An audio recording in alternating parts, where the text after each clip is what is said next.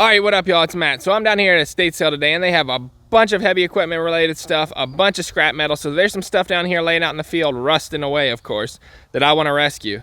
And they got a bunch of other scrap metal that we can use for welder testing and plasma cutter testing. Check it out, guys.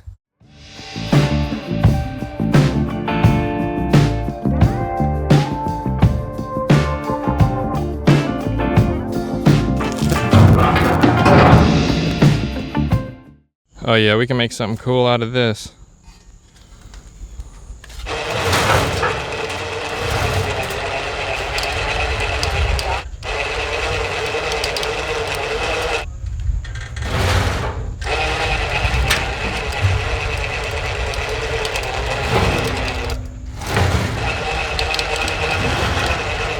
Keep going.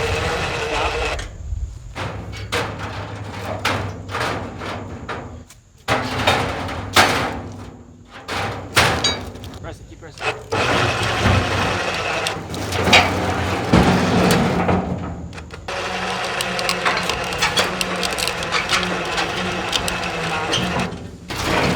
What? Let's check it out. I got this right here. We're gonna make a scrape blade for the tractor. Then I got this thing right here. It's like a custom rake. I don't know, the guy did a lot of concrete, so you drag it behind a bobcat or something.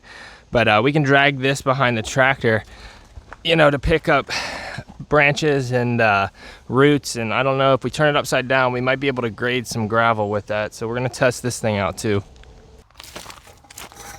So you can see with the sharp part down, it doesn't really have enough weight to get down there and really dig up the gravel. I might try it like this and then flip it to smooth it out.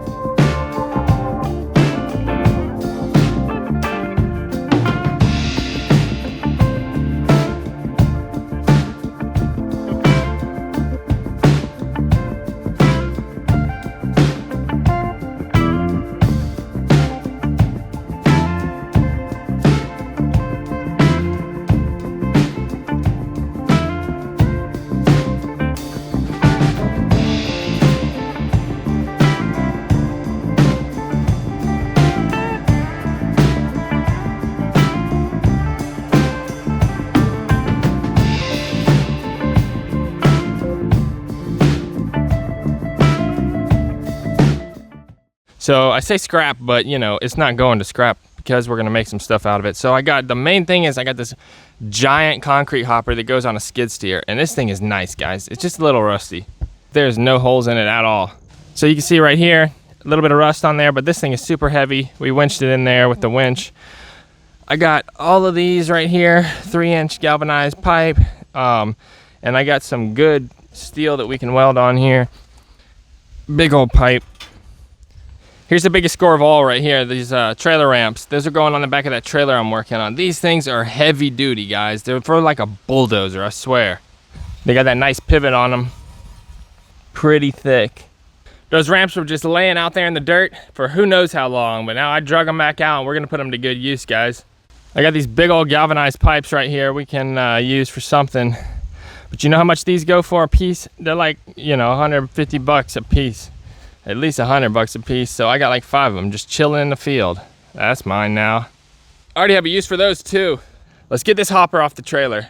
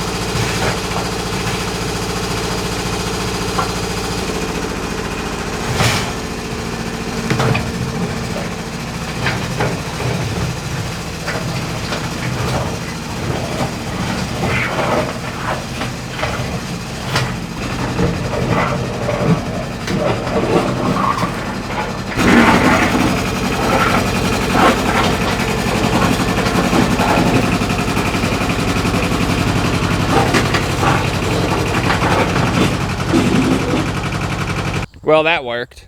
So I could just clean it up and paint it up and sell it to some guy that does concrete work, you know. It'd be a really nice attachment for a skid steer, but I already have plans for what I want to build out of it. You can see the forks go right in here and then it locks like that so it doesn't slip off.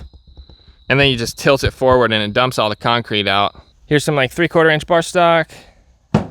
Look at these custom made Bobcat teeth. That's like 1.25 inches thick. But yeah, I got a whole pile of those and I got some old dozer teeth. Can't really do much with this, you know, it's good for scrap weight, but somebody will probably want these at sale. I'll probably try to sell them. And then I got bits, you know, just bits of random steel. So like there's a steel pipe here, you know, all this kind of stuff. When you're fabricating things, you need to cut these little sections. Now I have a whole bucket of this. Got a hardened cutting edge right here that we can cut up. A bunch of random steel pipe circles. I got a bunch of perforated metal too. Anybody who doesn't do any welding might look at this and say, oh, that's just scrap, it's junk. Yeah, right.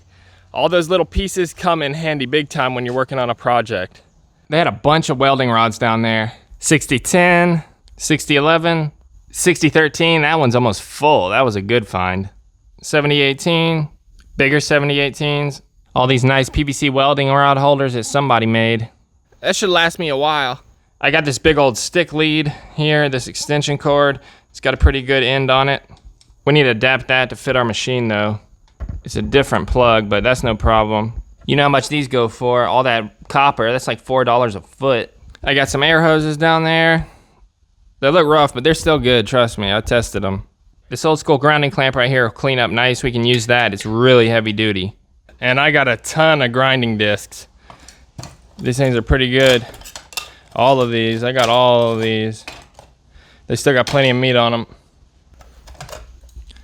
These ones right here were brand new, looks like. Some wire brushes.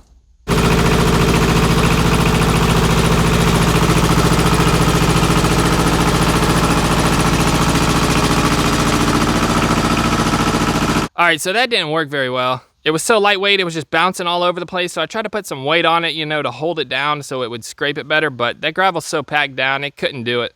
It'd work a lot better on some loose dirt, you know, where you can get in there and just clean out all the roots and big rocks and junk.